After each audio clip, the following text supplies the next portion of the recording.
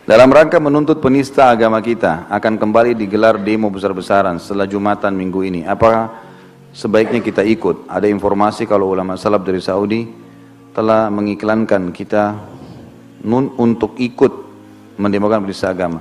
Teman-teman sekalian, ini saya Allah alam, saya lebih baik jangan ditanyakan pertanyaan seperti ini ya. Karena pertanyaan seperti ini nanti riskan sekali ya. Kalau kita bicara masalah hukum demo secara umum tidak dibolehkan. Demo secara umum tidak dibolehkan ini. Karena memang demo banyak hasilnya pasti kerusakan gitu kan. Umumnya ya, efek-efeknya. Dan tidak pernah kita sembuhkan dalam kisah salaful ummah dulu, sahabat tabi'in, banyak masalah, tapi apakah mereka pernah mendemo-demo, ribut? Tidak pernah ada bahasan masalah itu ya. Tapi karena sekarang ini permasalahannya adalah bukan demo bawa bendera partai, organisasi, memang karena murni penistaan agama gitu kan. Maka itu beda, kita nggak bisa hukumin ini gitu. Nggak bisa ditarik ke masalah hukum demo yang dilarang itu. Saya juga tidak bisa mengatakan ini silakan lakukan atau ini juga dilarang gitu kan. Ini lebih baik kembali kepada individu masing-masing. Allahu alam, saya tidak berani mengatakan apa-apa di sini. Dan saran saya pribadi, saya minta kepada seluruh umat Islam ya, seluruh umat Islam di rumah atau yang di jalan, yang kerja, doain supaya Ahok itu diturunkan sama Allah. Mestinya kita lupa teman-teman, kita sebenarnya tidak perlu di jalan loh ya. Antum di rumah berdoa bisa jadi, semestinya. Kalau kita semua berdoa ini luar biasa gitu kan. Doakan supaya Allah ganti. Bisa, ya Allah kami nggak mau dengan pemimpin ini ya Allah, gantikan. Allah gantikan dengan caranya nanti. Supaya bisa. Yang kedua, semua muslim yang punya kedudukan harus bertakwa sama Allah nih. Ya. Jajaran pemerintahan, apa saja, menteri, aparat keamanan, semua harus bertakwa sama Allah ini. Takut kepada Allah, dan ayat-ayat banyak sekali berbicara tentang masalah tidak boleh mendukung orang kafir ya, yang berkuasa di wilayah Islam, yang menghina Islam. Sudah tahu kan kenapa bahasanya Ahok itu berbahaya? Dia bilang jangan mau dibohongi dengan Al-Maidah 51. Maknanya ada 3 ini. Dia bilang jangan mau dibohongi oleh Allah pemilik Al-Maidah itu. Itu maknanya. Kenapa umat Islam marah gara-gara itu kan? Jangan mau dibohongi dengan Al-Maidah 51, maksudnya jangan mau dibohongi dengan perkataan itu. Yang milik Al-Maidah siapa? Berarti dia bilang Allah itu bohong. Itu maknanya bobotnya berat sekali itu. Kalau ada muslim yang ucapkan ini sudah melayang lehernya ini. Udah dikisos ini. Kalau ada muslim yang bilang Al-Maidah itu 51 nggak benar, jangan mau dibohongin, itu dalam Islam ditangkap, dipenggal. Mestinya, gitu kan? Yang kedua maknanya juga jangan mau dibohongi dengan Al-Maidah. Al-Maidah bagian dari Al-Quran, dan ini kitab yang suci, tiap hari kita baca, kita muliakan, kita tahu hukumnya.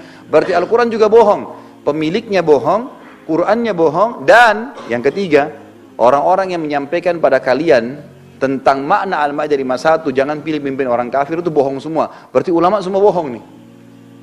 Bagaimana mau dianggap tidak berat itu perkataannya? Berat sekali itu, luar biasa. Dan dalam Islam, kalau ketangkap, kepergok seseorang berbuat salah, kepergok ya, seperti misalnya orang berzina kepergok, lagi berzina di hotel ditangkap, pencuri kepergok, ya, atau orang lagi bakar menyan, nyihir kepergok. Hukumnya dalam Islam teman-teman, kalau lagi diproses ditangkap, lagi diproses di penjara, lalu dia taubat, tetap dihukum. Dia sudah taubat, sudah minta maaf, tetap dihukum. Pencuri lagi diproses di penjara, tapi ternyata dia bertaubat sama Allah, dia ibadah, dia nangis sama Allah. Diberhentikan potong tangannya? Enggak. Tetap harus dipotong tangannya. Orang ini kepergok dengan kamera bicara, ya kan? Dan ini Allahu alam. Yang saya lihat sebenarnya, saya mau mengajak umat memikirkan hal yang lebih besar teman-teman sekalian. Allah ingin tanda kutip ya di sini bagaimana menyentil kita. Ini loh kitab ini Al-Quran saya sudah turun. Tadi ayat kita baca itu seperti baru turun malam ini, subhanallah, gitu kan? Ini loh. Bahasanya jelas sekali. Padahal ayat ini sudah lama di Al-Maidah. Sudah rapi, tiap hari kita lihat di Al-Quran kita sebenarnya. Tapi kita tidak kita bidang kejadian kita jadi tahu. Dan yang kedua teman-teman, ada hal yang besar. Saya Allahu alam, secara pribadi saya mengatakan ini kayaknya ada hal yang besar mungkin yang mau terjadi di antara kita. Kita nggak ngerti umat Islam. Allah punya cara. Allah yang buat Ahok tuh bicara begitu. Sehingga kita bisa jadi tahu gitu. Ini seperti kasus Sumayyah radhiyallahu anha. Sumayyah radhiyallahu anha waktu disiksa oleh Abu Jahal, dan dia orang pertama mati syahid dalam Islam. Waktu lagi disiksa, berdarah-darah, Abu Jahal bilang apa? Kau nggak takut Sumayyah?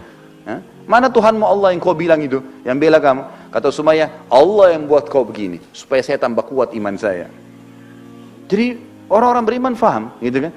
Kadang-kadang Allah datangkan kasus, akhirnya Umat Islam jadi bersatu sekarang.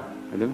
Perpecahan jadi berkurang, umat Islam jadi kembali membela sama-sama. Itu kan satu hal yang luar biasa.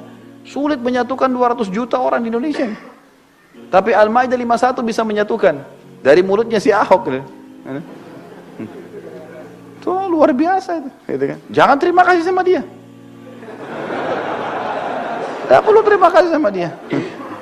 Untung saya tidak punya kekuasaan. Saya sudah kisos itu. Kalau saya pemerintah habis selesai urusannya. Gitu. Saking memang kita nggak boleh dalam Islam gitu kan. Ada pemerintah yang mengurusnya gitu. Jadi seperti itulah Allah alam ya. Mudah-mudahan Allah SWT berikan yang terbaik bagi umat Islam. Yang jelas teman-teman kita harus tahu kekuatan Allah di atas kekuatan segala-galanya. Dan semoga sekarang umat Islam bisa menyadari pentingnya untuk kembali bersatu, kembali kepada agamanya, kembali kepada kitabullah, Al-Quran. Dan tidak lagi memunculkan orang-orang munafik yang terus-menerus. Akhirnya sekarang Allah bongkar semua itu, keluar semua itu munafik-munafik tuh. Mulai pada ngomong deh, gitu. Pada ngomong tafsir, pada ngomong ini, pada ngomong itu yang tidak mengerti agama lalu bicara, gitu kan.